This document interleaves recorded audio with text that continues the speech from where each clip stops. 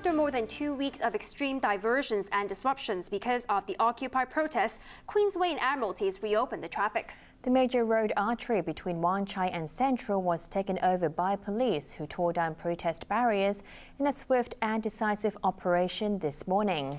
They did not try to remove the protesters themselves, who did not put up a fight but complained that they have no protection from attacks.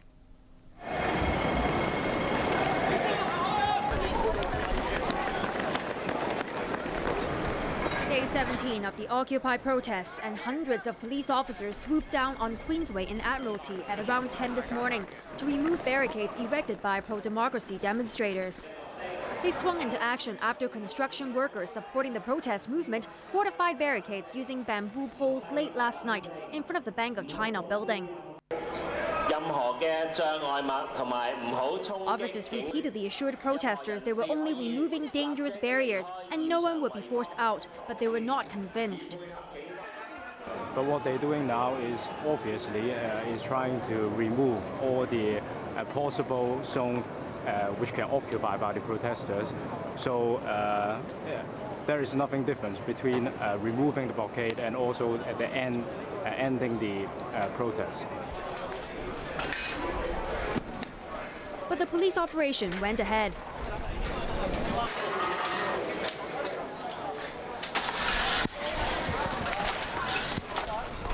Scores of officers took apart multiple layers of barricades set up on the other side of Queensway near Pacific Place.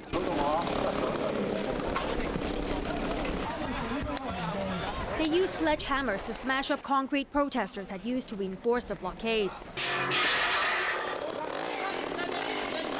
Electric saws were also brought in.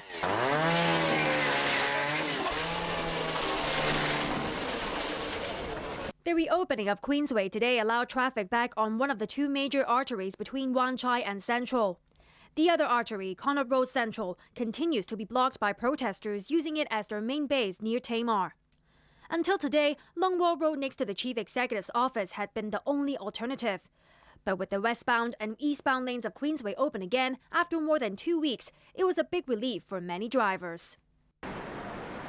Police said they would deploy more officers and increase patrolling to prevent demonstrators from rebuilding barricades they took down.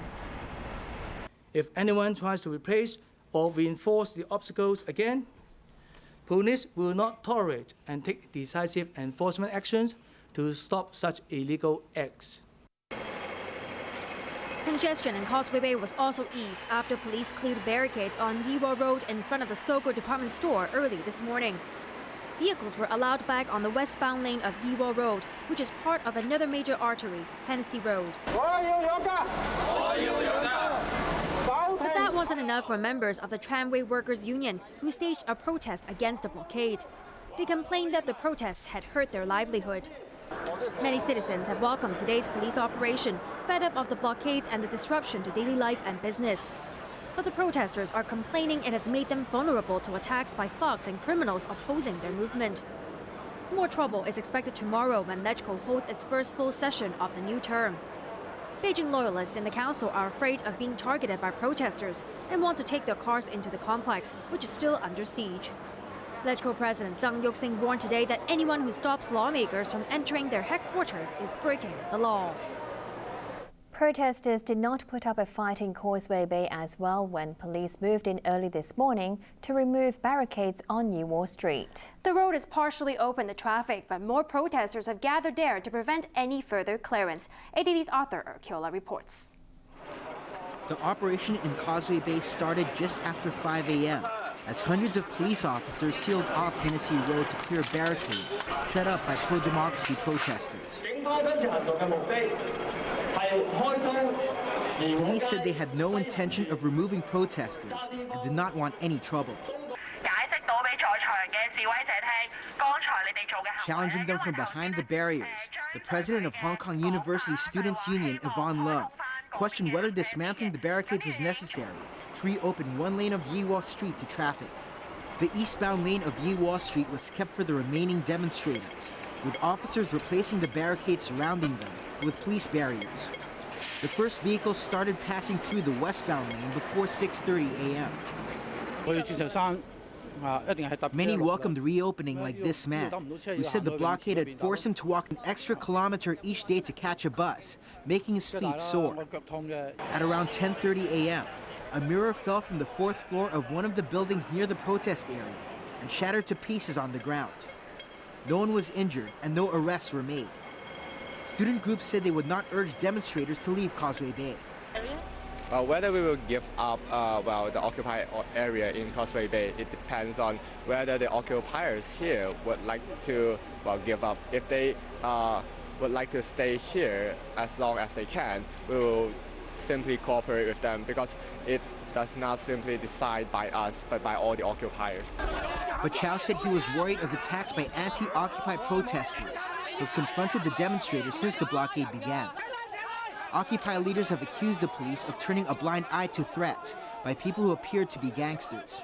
Because they both have some problems in dealing with the occupiers, the police will let go of the anti-occupiers to attack the peaceful occupiers. And for the anti-occupiers, they obviously will have intention to disrupt the occupying areas.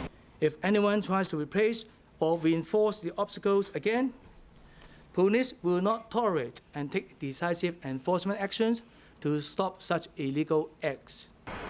After the operation, police remained at the scene to ensure that the barricades were not re-erected.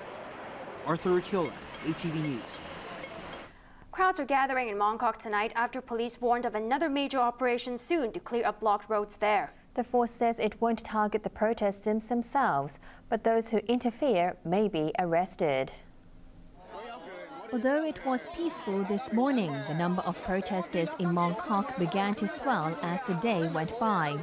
Many gathered there expecting the police to remove barricades blocking the junction of Argyle Street and Nathan Road, as they did in Admiralty and Causeway Bay this morning.